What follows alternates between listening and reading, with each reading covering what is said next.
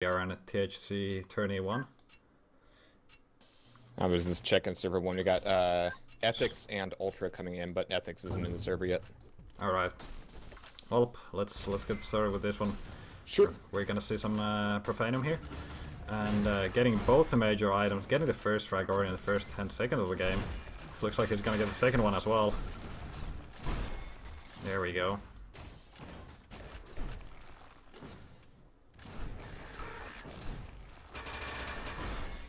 And Landbased has nowhere to run there. Profanum cycling the red armor twice in a row now, having the full armor. Yeah, that's what you do when you have enough resources. You just go in, jump for the frags.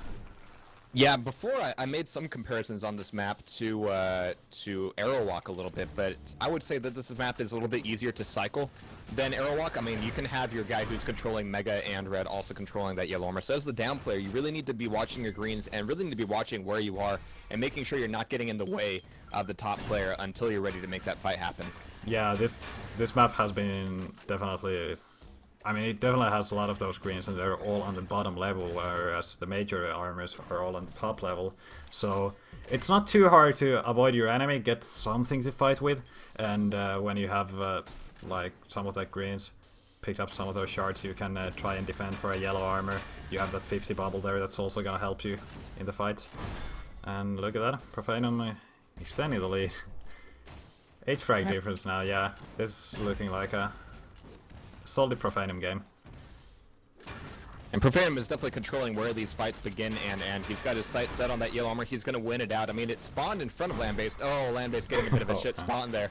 And another one by the look of it, but it looks like Landbased was able to avoid, at least for the moment. But man, look at Profanum's momentum and his just inertia through the map, which is such a huge factor on THC1. It is, definitely. You can really go around map quite fast. And look at that good rocket spam from Landbased. Able to reduce Profanum's stack quite a bit right after. Yeah, the red armor is one of the few places where if you are kind of carrying through the maps, you know, as if you were playing Warsaw or something, just bouncing off the walls, the red armor is one of the places where you really do need to either kind of do a U-turn or go down to the lower level, go through the teleport or something. So it's really your one opportunity to kind of find a movement clot and punish your enemy. Yeah, it is very long angles around the red armor pickup as well, so very easy to deal some damage to your opponent. The Mega feels more like a speed trap, like if you fail your jumps you're gonna be in the lava and you're also gonna be a sitting duck, but it's not really exposed that much to bolt gun angles as the red armor seems to be. I haven't played too much with flooding the Mega with grenade launchers, largely because you just don't have a good place to do that from. Though, yeah, you know, technically, and it's hard to know where to spam it. I really haven't seen it used too much, unfortunately. Sounds like an interesting tactic. I put Profanum down to 1 HP. He's going to be going over towards that yellow armor room, and I still believe that the yellow armor room is almost to the level of being overpowered. Just having that yellow armor and a 50 health right there is kind of insane, but even with that, with the YA there, Profanum's going to be taking away the 50 and now waiting up for this red armor. This is an opportunity for Landbased to go for that yellow, but it looks like he's spending more of his time spamming the red armor spawn itself, and now he's just been completely overshadowed and outcut by Profanum. He really needs to start taking a look at some of these armors and seeing what picks he can get. Yeah, I mean, when you have those timers up, you should be able to know where to go. Like, at that moment, we had a Mega and Mega spawning and yellow armor already up, so that should have been a sign for Landbased to go straight for the yellow armor instead of putting up a challenge on the major item. I'm just looking at some of these grenade angles that Profanum is throwing up against on the wall in red armor. At first it seems like just a random spam shot, but then it actually bounces to a really nice place at the bottom of the stairs. Yeah, they are calculated random spam shots. Well, Landbased was at least able to get away with a little bit there, but not too much damage as he catches yet another sort of unfortunate spawn. We have yellow armor finally taken, but he's stuck up in the corner. That's a pretty wide corner. You can get shoved up against it pretty easily. You can definitely see Profanum's rockets. His aim with the rockets is just excellent. Even with the reduced splash damage, you wouldn't notice it from watching Profanum play, because he's just landing them almost direct every time. Yeah, I like that the nerf on the rocket launcher was more about the splash radius than it was about the raw damage itself. I think it makes the whole game just that much tighter. Yeah, and I think one of the biggest complaints with the rocket launcher was just how it pretty much every time you land a direct or you're close to a direct, your opponent is just gonna go flying in the air as a sitting duck. Right. So it was like one good rocket, GG, fight over. When right now it seems a bit better. The other weapons are also a bit more valid, and I definitely like that. You can still be rewarded with that pop-up, but you need to be much Oh more yeah, it is still a powerful weapon, yeah. and you gotta master it, but it's just more balanced. So with the change of the plasma to a projectile, has that really kind of reconstrued its purpose in some of these maps? Yeah, and you can actually plasma climb with it now, so it's gonna be useful, especially in race mode. Yeah, and, but is it useful for hurting other people? It is.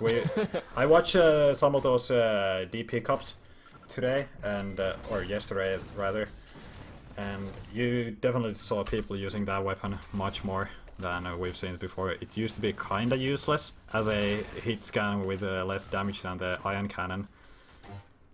Right. But right now it's pretty nice. Cool, cool. I heard there's still gonna be some tweaking to it, which is understandable. Not sure what they're gonna do with it. Yeah, that high-speed projectile weapon has always, in the history of shooters, been a little bit of a difficult thing to nail down the utility of. It is. There's a lot of variability. In some games it just feels basically useless, and if you boost it too much it might be a bit OP, hard to... It really depends on the game itself, not just the weapon.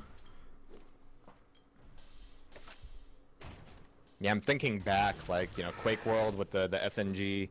Oh yeah, it was mostly just like spam where you're running away, right. in my experience. I haven't played that much of Quake World, but I played some deals and had a play. Well, there, you know, it was a fairly small projectile, just hitbox-wise, yeah. and, you know, you move so fast, and the maps were generally so big. I would say that Reflex so far is a little bit more constrained than Quake World in terms of, like, hallway and room size. And then in Quake 2, you had the Hyper Blaster, which was good for lagging out your opponent in the 56k days, but other than that, you know, it was really situational. I did like that it kind of burned through armor more effectively, but as a weapon, it was always sort of a C tier sort of thing. And then Quake 3 had its plasma gun, which is probably the most competent of them all. It is very nice. I would say that the Warsaw plasma gun is the most useful, just because it has such a huge hitbox. Actually, I think out of these arena shooter games, I think Quake 4's Hyper Blaster, so maybe the best use in Duel, at least. I mean, it moves when really watching fast, some of those older Quake 4 games on YouTube, you can really see people using the weapon to its proper extent. Same with the shotgun, actually. Yeah, exactly. They also had a pretty big hitbox themselves in Quake 4. Yeah. So they were fairly easy to hit with. That was an interesting game for sure. Yeah. It didn't really pull that many players in the quad damage, so it's probably going to get cycled out with Reflex in the next one. Alright, fair enough. Are you gonna... do you know what map you're gonna run in the next one? I'll probably open it up a little bit more. Alright. Since people are kind of used to the format now. Cool.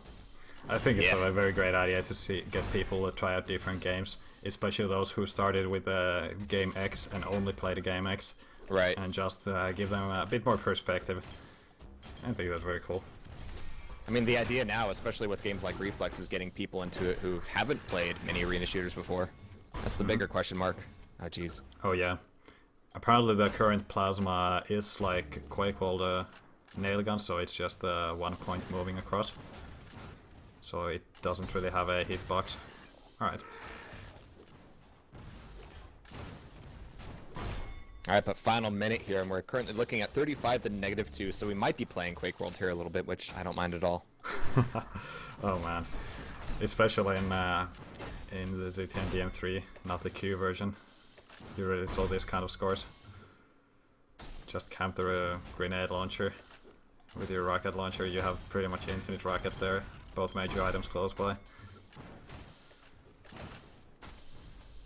Yeah, I would love to coach players just on, you know, simple things like, okay, when you're in the situation and your opponent is steamrolling you, you do have options. It just takes like a moment to breathe and a moment to realize, okay, here's where I should be. Here's what I should be trying to get towards. Here's where I shouldn't be. Exactly. Yeah. Okay, you pretty much learned that from every death, but you know. Well, in theory, but you kind of get numb to it after a while, in a way. Yeah, yeah. It feels like you just can't do anything when you're nearer to the genre. Remember, players, it only ever feels like you can't do anything. You probably can. You But probably then you need can, to be able yeah. to hit him too. Yeah. That's another thing. You might not be able to win the game, but you can at least make Stop it better. dying so quick, yeah. Yeah, and you can learn new tricks and have a bit of fun. But GG called there, land-based, giving a match over to